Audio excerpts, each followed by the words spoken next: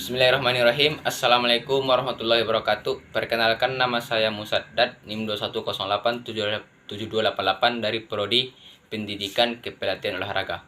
Baiklah, di sini saya akan menyelesaikan tentang mata kuliah pengantar belajar motorik, yang dimana tugasnya itu menjelaskan tentang pertemuan 4 sampai 6. Baiklah, saya akan menjelaskan tentang pertemuan tersebut. Berikut penjelasannya.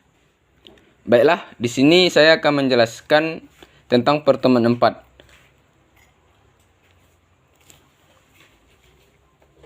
Yang dimana dalam pertemuan 4 itu materinya itu definisi motorik. Definisi motorik.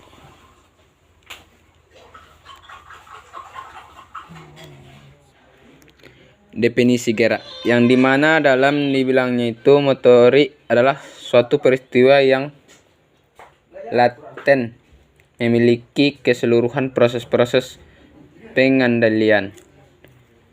Yang dimana dibilangnya motorik adalah suatu peristiwa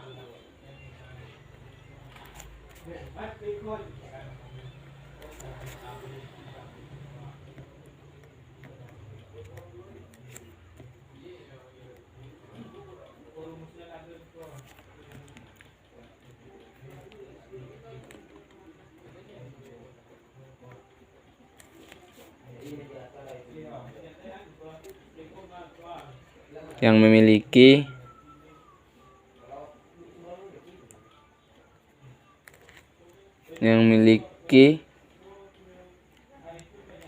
keseluruhan proses-proses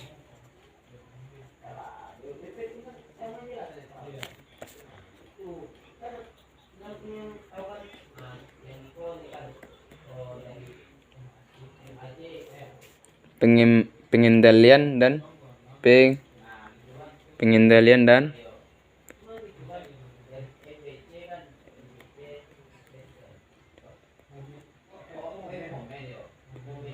dan pengaturan.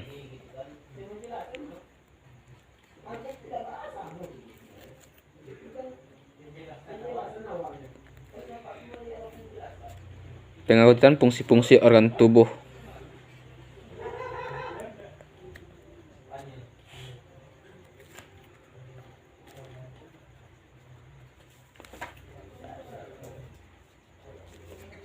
Fungsi-fungsi organ tubuh baik secara fisiologis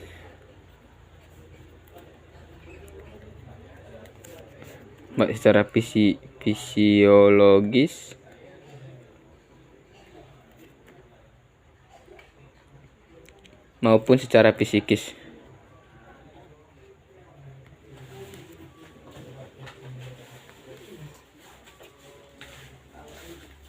Psikis yang menyebabkan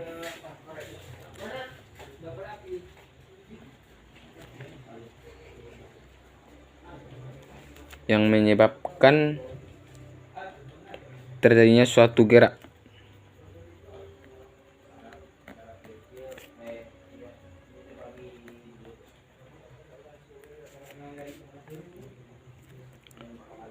Itu menurut yang saya baca adalah menurut Profesor Dr. Fihil Haji Yanuar Kiram.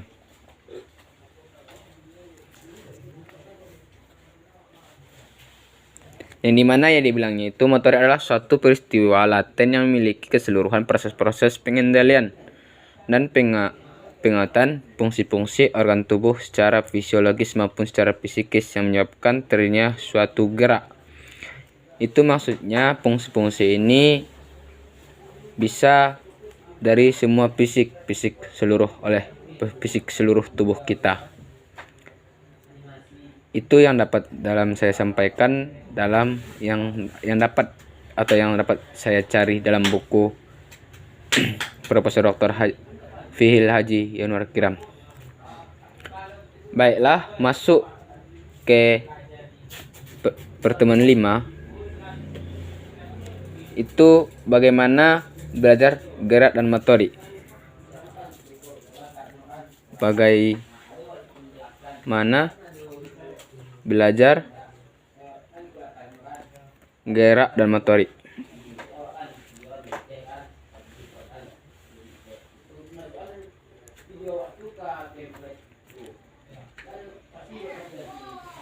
Yang saya baca juga dalam suatu buku dibilangnya itu belajar gerak motorik, gerak dan motorik merupakan suatu istilah yang saling terkait yang tak dapat dipisahkan.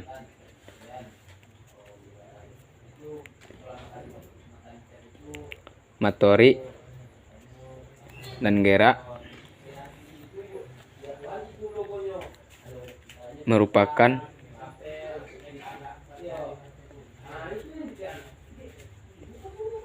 suatu yang tidak dapat dipisahkan.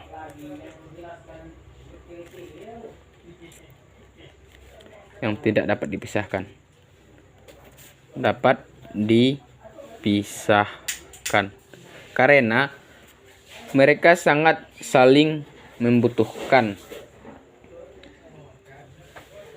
Di antara keduanya istilah tersebut memang terdapat hubungan sebab akibat. Karena terdapat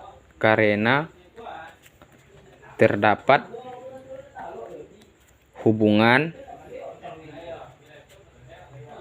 sebab akibat.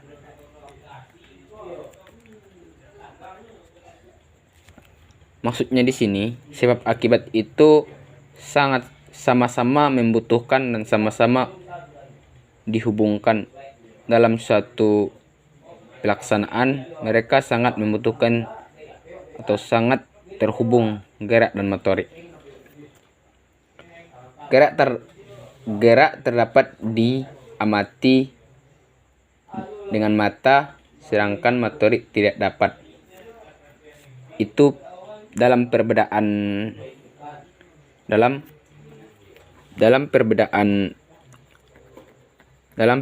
gerak dan motorik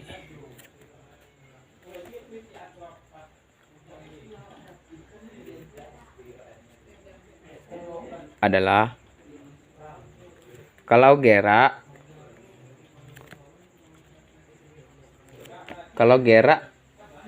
dapat diamati dengan mata, dapat diamati dengan mata,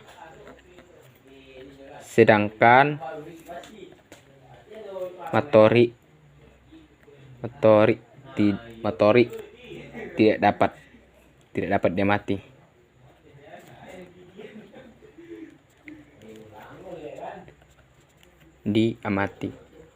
Kenapa dibilang situ?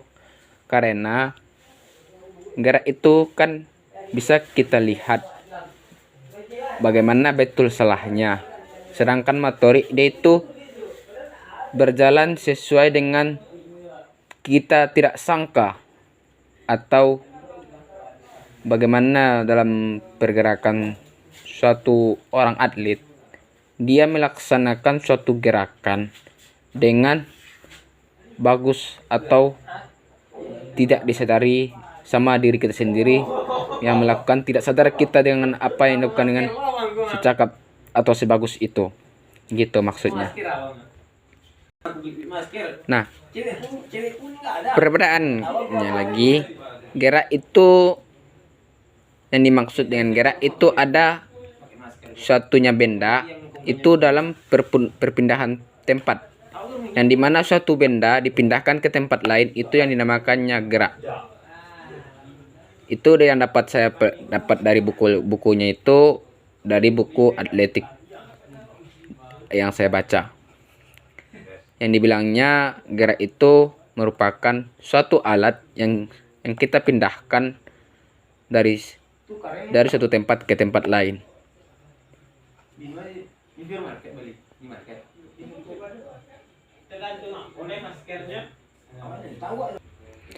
Sedangkan motorik itu berbeda dengan gerak. Kalau motorik, seorang yang melakukan suatu gerakan, dia tidak tahu sebagus itu yang dilakukan, tanpa dia sadari dia melakukan gerakan yang sangat yang dia tidak sadari. Dalam buku yang saya baca, Baiklah, masuk ke tahap nomor 6, itu belajar gerak. Belajar gerak. Yang dimana proses terjadinya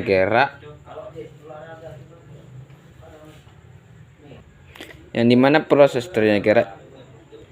Sebelum kita masuk ke dalam proses terjadinya gerak, kita tahu dulu apa belajar gerak. Belajar gerak itu berbeda dengan belajar dengan yang lainnya atau bidang-bidang lainnya. Kenapa? Belajar gerak secara lain menuntut aktivitas kognitif juga sangat menuntut aktivitas fisik, yang dimana maksudnya belajar gerak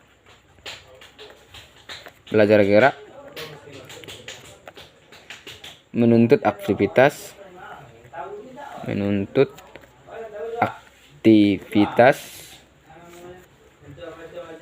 kognitif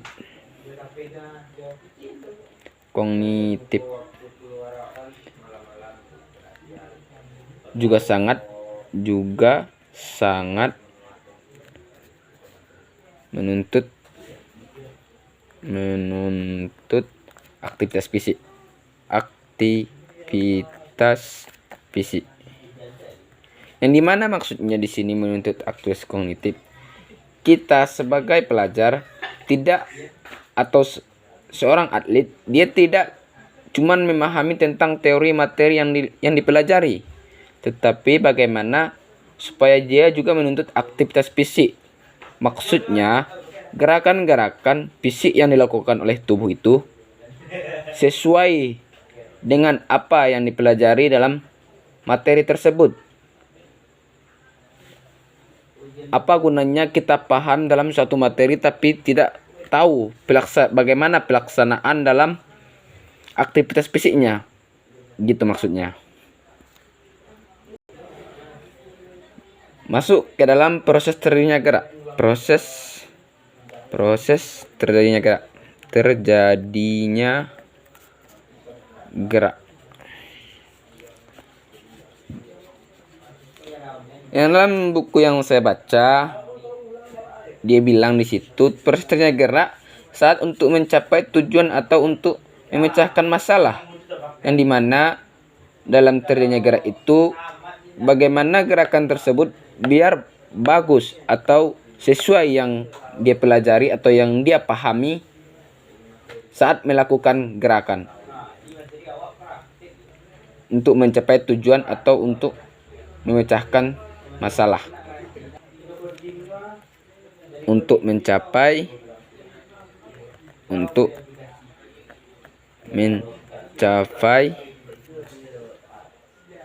tujuan dan memecahkan masalah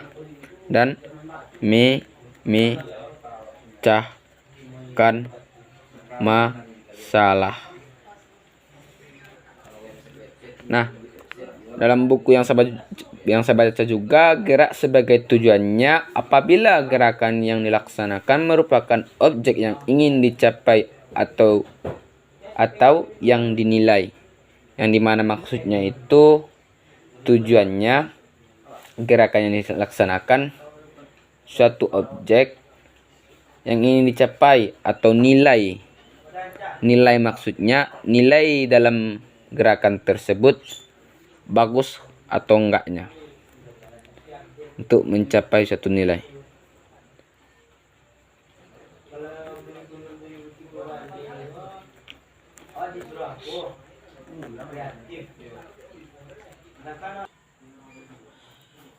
Baiklah, saya tadi udah menjelaskan tentang pertemuan 4 sampai 6, yang dimana pertemuan 4 tuh yang definisi gerak, pertemuan 5 bagaimana belajar gerak dan motorik, yang ke-6 proses terjadinya gerak atau belajar gerak. Baiklah, Terima kasih atas penjelasannya, mungkin tidak sesuai yang diarahkan Bapak. Saya mohon maaf karena saya juga kekurangan alat untuk melaksanakannya. Tapi saya berharap saya juga berusaha untuk membuat tugas ini.